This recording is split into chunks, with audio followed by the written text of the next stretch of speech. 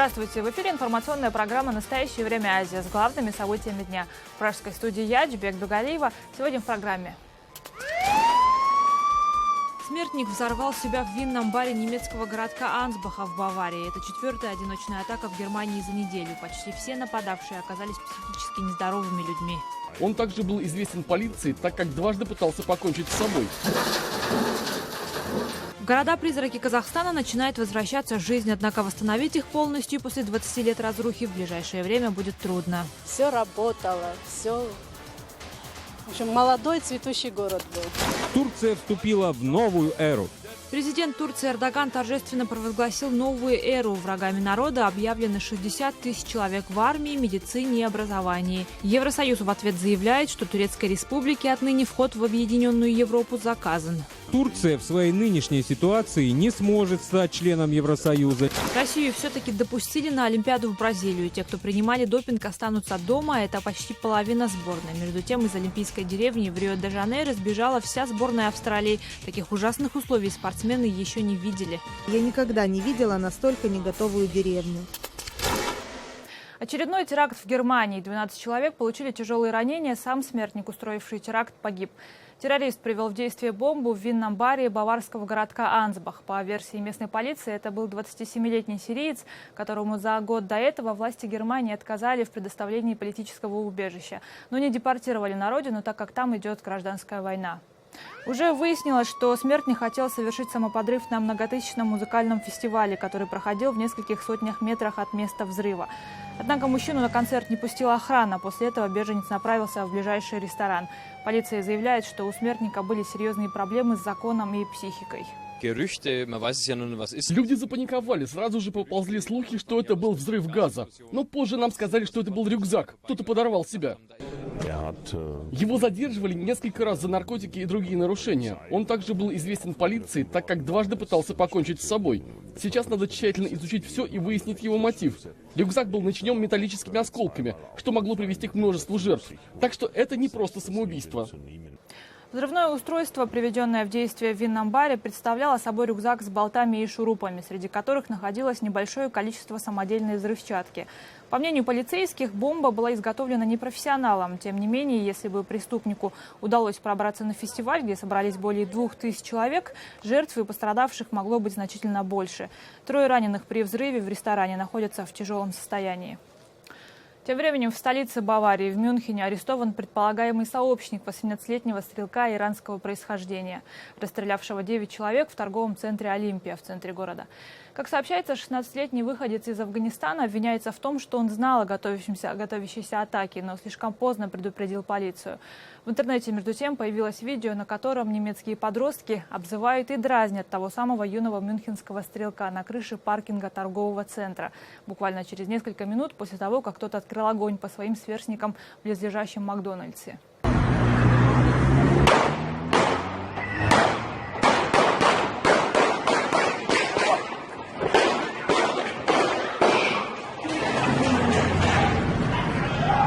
Он чего, больной, что ли?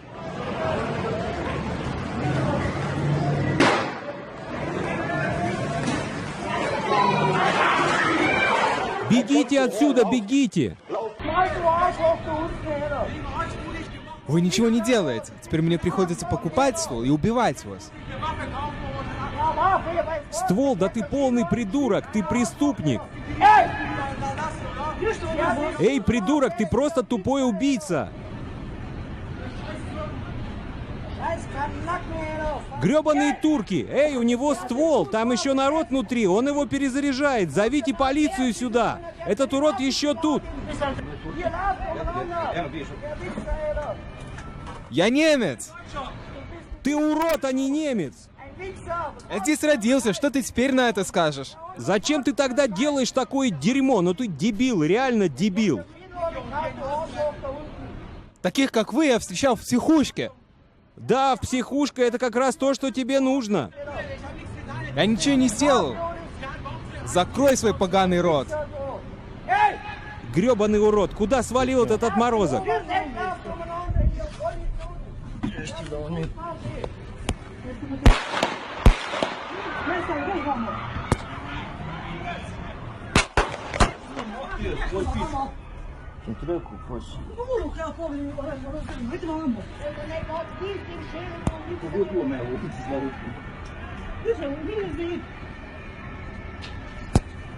Напомним, что после того, как 18-летний Али Давид Санбали убил 9 человек в торговом центре «Олимпия», он покончил с собой выстрелом в голову в километре от места преступления.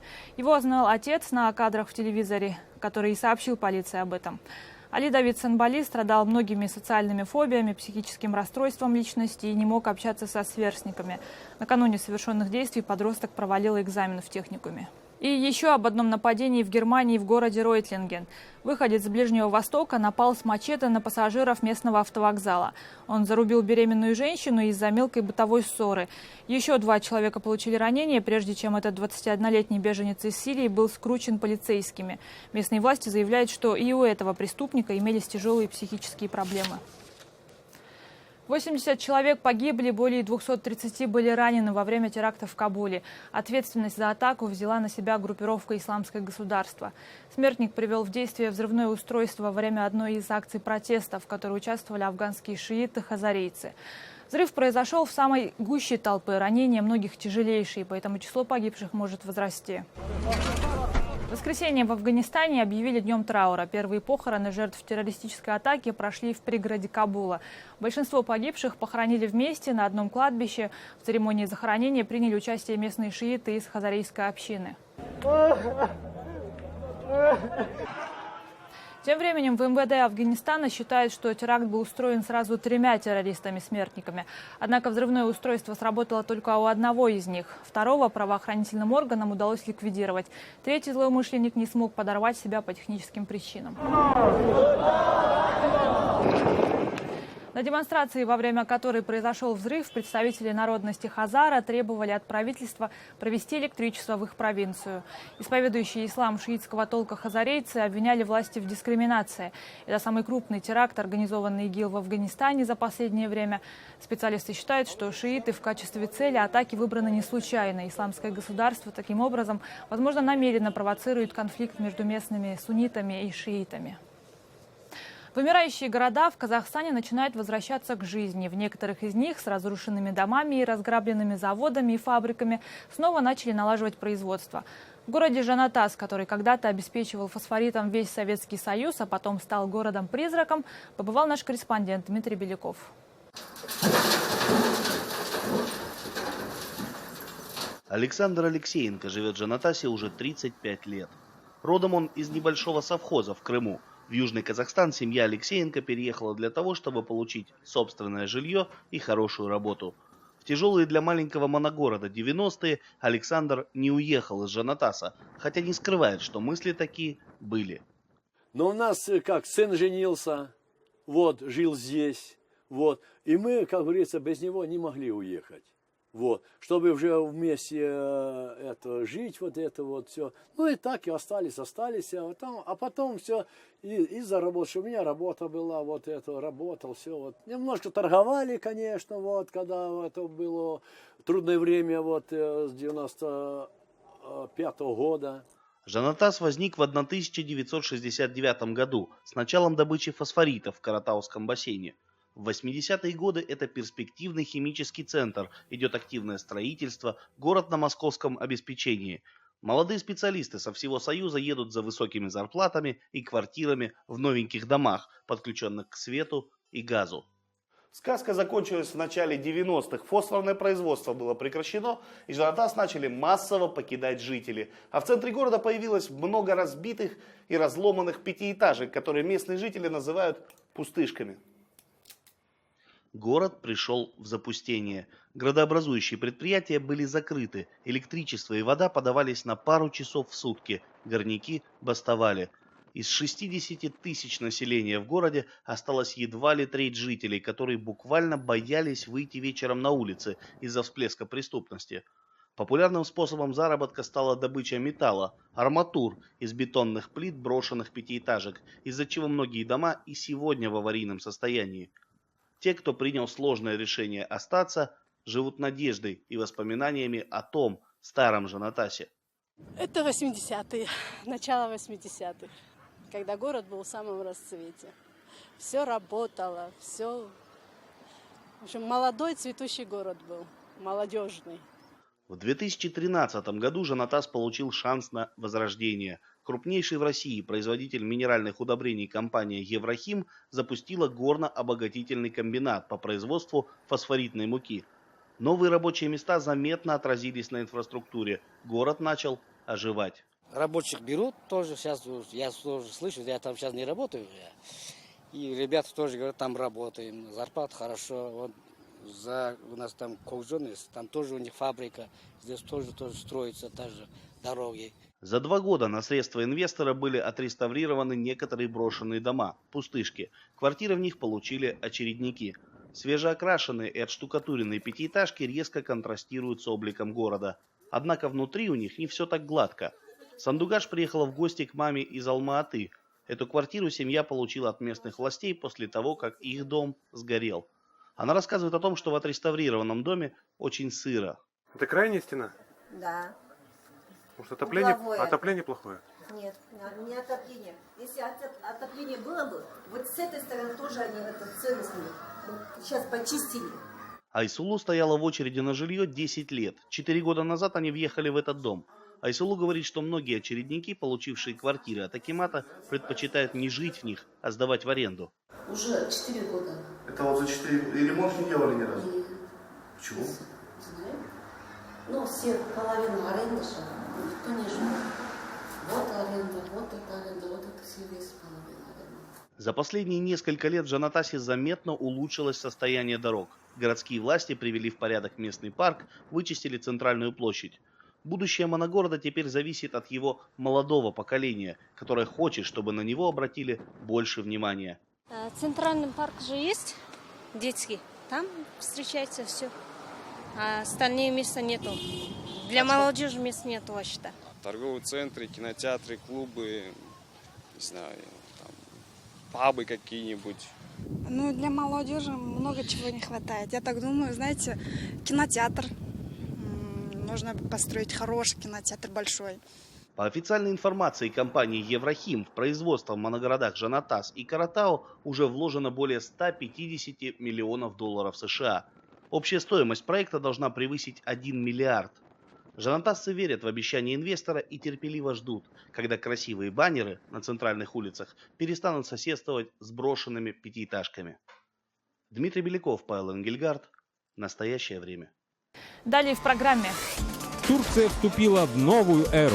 Президент Турции Эрдоган торжественно провозгласил новую эру. Врагами народа объявлены 60 тысяч человек в армии, медицине и образовании. Евросоюз в ответ заявляет, что Турецкой Республике отныне вход в объединенную Европу заказан. Турция в своей нынешней ситуации не сможет стать членом Евросоюза. Россию все-таки допустили на Олимпиаду в Бразилию. Те, кто принимали допинг, останутся дома. Это почти половина сборной. Между тем, из Олимпийской деревни в Рио-де-Жанейро сбежала вся сборная Австралии. Таких ужасных условий спортсмены еще не видели. Я никогда не видела настолько не готовую деревню. У Турции больше нет шансов стать членом Евросоюза в обозримой перспективе. Об этом заявил председатель Еврокомиссии Жан-Клод Юнкер. Власти Европейского Союза резко критикуют действия президента Турции Реджепа Таyyипа Эрдогана, который после попытки переворота развернул в стране настоящие массовые репрессии, а также собирается ввести смертную казнь в Конституцию. Я полагаю, что Турция в своей нынешней ситуации не сможет стать членом Евросоюза ни в ближайшее время, ни даже в более долгосрочной перспективе. А если Турция завтра утром восстановит смертную казнь, мы остановим любые переговоры, поскольку стране, которая располагает в своем законодательном арсенале смертной казнью, не место в ЕС. Сейчас находятся под следствием или уволены около 60 тысяч военных, полицейских, преподавателей и судей. Также власти республики выдали ордера на арест 42 журналистов, 5 из них уже задержаны. Правительство обвиняет их в причастности к попытке захвата власти в стране. По версии следствия, все журналисты были связаны с оппозиционным исламским проповедником Фетхуллахом Гуленом. Сотрудникам СМИ вменяются сразу несколько серьезных статей. Им может грозить до 10 лет лишения свободы. Тем временем президент Эрдоган, воодушевленный поголовной поддержкой населения его репрессивного курса, провозгласил новую эру в стране. Каждый, кто принимал участие, ответит за свои действия. Задержаны 13 165 человек. Мы увольняем всех госчиновников, которые симпатизируют Фетуллаху Гюлену и его террористической организации. Официально закрыты 934 школы, 109 студенческих общежитий, 15 университетов, 104 учреждения, 35 медицинских центров, 19 профсоюзов. После провала этой вооруженной попытки государственного переворота Турция вступила в новую эру. Сборная России все же едет на Олимпиаду в Рио, правда, в сокращенном составе. Исполком Международного олимпийского комитета за 2 недели до начала игр решил не отстранять всю сборную. В Бразилию смогут полететь только те, кто не был увлечен в употреблении допинга ни сейчас, ни ранее. Решения по ним будут принимать международные федерации соответствующих видов спорта. Российские спортивные власти не исключают, что к 68 отстраненным спортсменам прибавятся еще как минимум 8 увлеченных в допинге. Олимпийскому комитету России предложено не включать заявку российских спортсменов, которые когда-либо были наказаны за употребление допинга. Сегодня уже я читал в прессе, что и в зарубежной, в том числе прессе, что многие спортсмены из разных стран говорят о том, что, может быть, это правило сделать универсальным, почему только российские спортсмены таким образом должны быть наказаны. То есть, в принципе, конечно, этим нарушается принцип равенства. Наши коллеги из программы «Смотри в оба» сравнили, как олимпийская допинговая эпопея сборной России освещалась в мировых и российских медиа. Окно в Бразилию закрыто, форточка осталась. МОК, хоть и не без оговорок, все же разрешил российским спортсменам принять участие в летней Олимпиаде 2016. Индивидуум должен иметь хотя бы один шанс доказать, что обвинения против него безосновательны. Медиа по всему миру отреагировали немедленно. Это серьезная угроза для имиджа России и ее престижа в мире. МОК не отстранил Россию. Всеобщего отстранения для спортсменов России не будет. Российские легкоатлеты на игры в Рио не поедут, а насчет других дисциплин еще предстоит выяснить. Это решение будут принимать отдельные спортивные федерации. Западные обозреватели называют это решение слишком мягким. В американском антидопинговом агентстве заявили, что МОК отказался принять на себя лидерство в этом вопросе. МОК оказался недостаточно сильным, чтобы принимать решения самостоятельно. Это их сфера ответственности, их игра. Так что решать, кого приглашать, а кого нет, должны были они сами. В сюжетах российских СМИ благодарностью не пахнет. Там продолжают искать виновных в сложившейся ситуации. В частности, вновь упоминают имя Григория Родченкова, бывшего начальника Московской антидопинговой лаборатории, который первым рассказал о массовом применении запрещенных препаратов в российском большом спорте. Перебежчик сомнительной репутации Родченков. Отдельным пунктом в сюжетах российских СМИ проходит Международная ассоциация легкоатлетических федераций. Международная федерация вносила такие требования, которые выполнить было невозможно. Некоторые медиа прямо заявляют, это все происки Запада. Большой спорт постепенно возвращается в эпоху холодной войны. И везде поливают нас грязью, везде клевещут. Американцы эти препараты употребляют в больших количествах. А против России на Западе взъелись из зависти, но отстранить от игр полностью побоялись. Россия не та страна, с которой можно поступать некорректно. Летняя Олимпиада в Бразилии начинается менее чем через неделю. Российских чиновников от спорта туда не пустят. А провинившиеся атлеты уже заявили, медали, выигранные в Рио, будут не настоящими, а псевдозолотыми. Тем временем австралийские спортсмены отказались жить в олимпийской деревне в Рио-де-Жанейро. По их словам, в домах, построенных для участников игр, забиты трубы, торчат электропровода, и жить в таких условиях попросту небезопасно. Подробности в репортаже «Рейтер». Австралийские спортсмены приехали в Рио одними из первых, но вот уже почти неделю живут не в олимпийской деревне, а в соседних отелях. Останавливаться в выделенных им номерах они отказались из-за, цитата, «небезопасных условий для проживания». Глава делегации Кити Чиллер пожаловалась на забитую канализацию, торчащие провода, а также льющуюся по стенам воду и сильный запах газа. У каждой олимпийской деревни есть свои проблемы. Нелегко сразу поселить в одно место 20 тысяч человек. Но это моя 5-я Олимпиада, и я никогда не видела настолько не готовую деревню. Впрочем, не все делегации согласны с коллегами из Австралии. Например, представитель Бермуд остался жильем крайне доволен. Это фантастика, все очень хорошо, чудесное место, мы всем очень довольны. Люди вокруг супер дружелюбны, думаю, игры пройдут великолепно. Доктор австрийской сборной был более сдержан, но также воздержался от критики. Все вполне нормально, все усердно работают, и думаю, что через несколько дней все будут довольны и постараются сделать эти игры отличными. На решение проблем в Олимпийской деревне бросили более 1000 уборщиков-ремонтников. Готовиться к играм и остальное Рио. В воскресенье в городе прошли финальные учения вооруженных сил. На время соревнований охранять порядок будут более 80 тысяч солдат и полицейских. Граждан Беларуси обязали следить за иностранцами. В частности, это касается владельцев всех отелей. Они теперь должны сообщать в милицию о любых иностранных гостях в мельчайших подробностях. Причем докладывать в соответствующие органы нужно как можно быстрее. На это дается всего 3 часа. Бдительность по отношению к иностранцам, считает в МВД, нужно проявлять из соображений безопасности. Однако предприниматели боятся, что инициатива может уничтожить туристический бизнес. Олесь Белый – хозяин агроусадьбы в полусотни километров от Минска. К нему приезжает как с ночевкой, так и на кратковременные экскурсии. Раньше он регистрировал гостей в течение суток. Теперь, говорит, нужно сообщить в местный отдел по гражданству и миграции МВД в течение 3 часов. Предположительно, чтобы это ничего не нарушить, я должен поименно, говорится, убедиться в составе группы, да, и выявив иностранцев, я должен бросать все дела. Подождите, пожалуйста, да. Такие поправки к закону приняли сенаторы. О прибытии иностранцев должны будут сообщать все владельцы отелей, домов отдыха и агроусадеб. Правда, поправки еще не вступили в силу. Президент не подписал. Но правило 3 часов в некоторых районах, по словам хозяев агроусадеб, уже действует. Например, Олесю сообщили об этом еще весной. Наш отдел по гражданству и миграции, я понимаю, один из самых таких передовых, рьяных, которые там, другие еще, колеблются, а это наш бежит выполнять. Об этом неофициальном правиле 3 часов написала местная газета. Однако информацию поспешил опровергнуть заместитель министра спорта и туризма Михаил Портной на своей странице в Фейсбуке. Написал, что никаких новых правил чиновники на местах не вводили, а регистрация временно пребывающих в Республике Беларусь иностранцев в гостиницах, санаторно-курортных и оздоровительных организациях по-прежнему происходит в течение 1 суток после оформления проживания. Если же президент поправки подпишет, сообщать о прибытии иностранцев все-таки придется в течение 3 часов. В милиции это считают необходимым. На самом деле, никакую такую проблему эта новация не решает, потому что у нас остается огромный совершенно спектр сдаваемых квартир через Booking.com и Airbnb. И понятно, что все ненадежные элементы осядут там. Валерия Клецунова уверена, новые правила подорвут имидж страны. Пострадает и сам агроэкотуризм. Ведь для того, чтобы сообщать об иностранцах, по информации Валерии, хозяевам усадеб придется приобретать даже специальное программное обеспечение.